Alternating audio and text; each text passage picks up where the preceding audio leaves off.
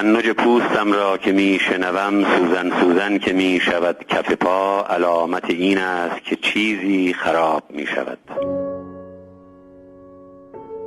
یه صدایی در اومده میگه آقا من نویسندم، اجازه هست؟ میگه خفه شد. پیام دقیق به ما رسیده است، خفه می‌کنی. مختاری همواره معتقد بود که ما به خاطر گفتن حقیقت بایستی خطر هم بکنیم. شما قدرت تفکر رو در مقابل قدرت اسلحه قرار میدید.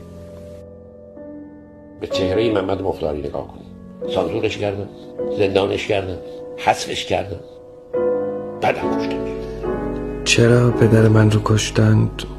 چه کاری کرده بود که به خاطرش باید کشته میشد؟ تظاهرات تورم را طی می کنم در گذر دلالان. سر چهار راه صدای درشت می فرسد ویدئو مخرب تر است یا بمب اتم. آزادی باید مثل نفس کشیدن، هوا توی اکسیژن تو هوا باشه، ما نفس ما میکشیم. ما اعتقاد داریم که آزادی اندیشه و بیان بی هیچ حصر و استثنا. رفت بیرون از خونه 10 دقیقه نشد برگشت گفت بارون داره میاد چترمو بده.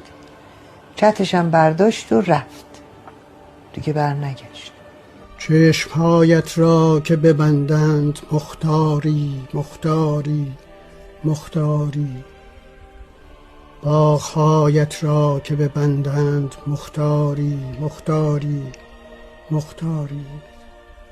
های هایا هایا هایا هایا هایا های هایا مختاری مختاری مختاری.